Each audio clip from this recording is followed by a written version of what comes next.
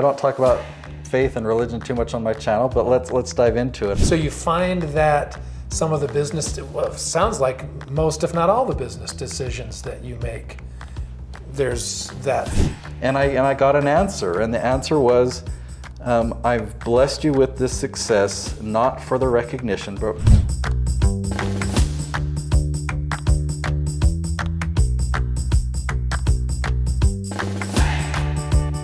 So you seem like a pretty, like a pretty grounded person. You've talked about how family is key to your happiness. You believe in God, clearly, and you're a religious person as well. What does that have anything to do with all of this? yeah, so it's kind of fun. I don't talk about faith and religion too much on my channel, but let's dive into it. I totally believe in God. I consider myself very religious. I think today people look at religion as different than faith or spirituality, and I kind of look at them, I combine them because the way that I look at my religion is an individual thing. Like I really believe that I'm following, like I get promptings that are promptings from God, you know, that I'm following what He wants me to do, not just following the directions of a leader, you know, for the sake of it. And in the last couple of years, I've had some small but miraculous to me experiences that have really shaped my life in a way that, let me just give you some details. Sure. I've shared a story when I was mountain biking and I broke my clavicle. I've made a video on my channel about what I call the Hiccup miracle. I had cracked ribs. I had surgery to replace this clavicle, so waking up from anesthesia for the next couple of days I had hiccups. Hiccuping with cracked ribs and stuff is really painful. Yeah, you bet. It's really precious to me. I'll leave the details. You could watch that video that I referenced my journal, but long story short, I knew at that moment that God heard me. Praying about my pain for my hiccups, I really knew that He heard me. And from then, for the last couple of years, I've been journaling and taking notes of every time I get a prompting from God, and it's filled me with a lot of joy. Like I've been afraid because I do feel that my business is purpose driven. I feel like I'm doing this for a reason, a good purpose. Yeah. Like I believe that the entrepreneurship is noble. Well, at the same time, I've also been scared to pray and ask God specific things about my business for fear that He would have me do something different, or He would have me afraid of the answer. Exactly. Yeah. And you know, like when I chose to buy this house and film, it was kind of a big thing. Getting a this is $1 million house. Yeah. And like taking that step and stuff. I was excited about it, but like, what if I pray and I get an answer that I shouldn't do it? And in the last couple of years, this is still a journey for me, but in the last couple of years, I've put more trust. And the thing that I've learned about my Father in heaven is the things that He guides me to do are the things that I'm excited about. The cases where I've been the most worried, there's been no cause for worry. Like, well, what if God doesn't want me to do that? Because what I've also found is that the passions and the things that drive me from within, He gave those to me. I don't believe that God controls my life. I believe that He's given me this wonderful gift of agency and choice.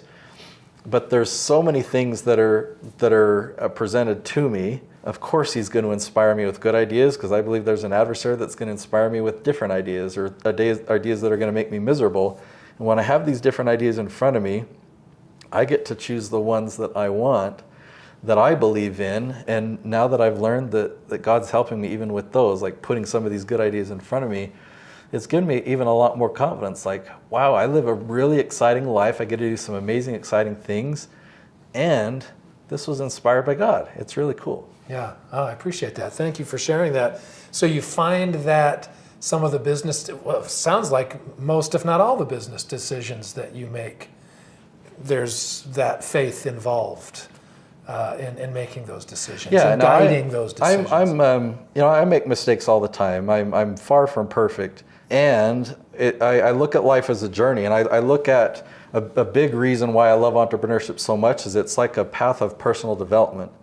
Because there are so many challenges and obstacles and learning experiences along the way, it just causes so much growth. And just like being a part of a church, or just like growing up and being in a scouting program, or the experiences we have through schooling, like entrepreneurship is, wow, it's like major acceleration. And I feel that I am who I am today through a lot of experiences through entrepreneurship, and looking back, I can see like, wow, a lot of these were heaven-inspired directions for me to go. Yeah.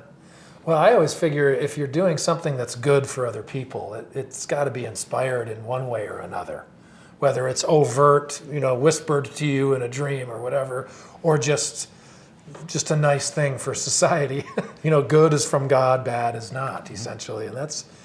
Do your family, they share all the same beliefs and faiths? So that's not a big sell, really. I mean, if you say, I feel impressed to start this business or to buy this house and I really feel good about it, you don't really meet a lot of opposition at home? Yeah, my wife, Christina, is very supportive. We're in this journey together. Yeah. I've learned a lot as well. Like I have a tendency to have pride. Like in the scriptures, we'll talk about the natural man. I have a lot of weaknesses, and one of that, as I become successful, I have a tendency to think that, look how great I am, look what I've accomplished.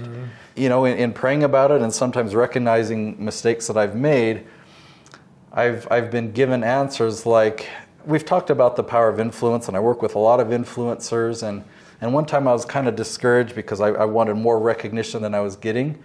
And I prayed about it because I was feeling some emotions, and I got an answer, and the answer was, I've blessed you with this success not for the recognition, but for what you're going to be able to do with it.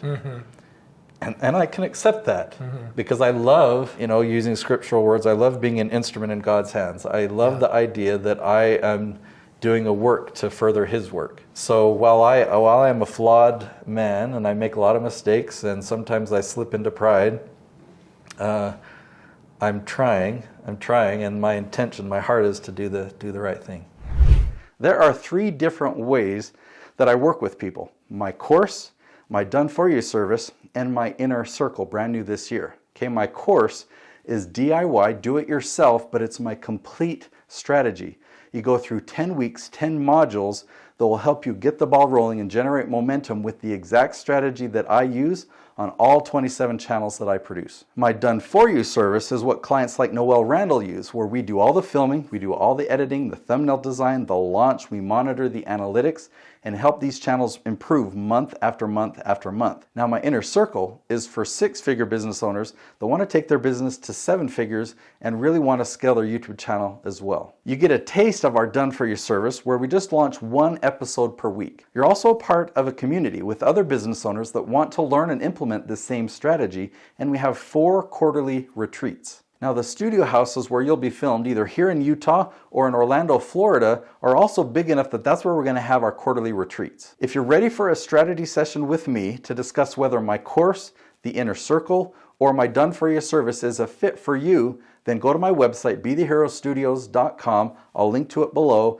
and anywhere on that page, click Learn More, and I'll chat with you then. The first question people might ask is like, well, that's not fair. You're hurting USA jobs and you're taking advantage of people in the Philippines. All right, so what's the big deal about hiring a virtual assistant? To hire somebody in the Philippines, you can hire a video editor for $450, but there's other things that I can't outsource. I hire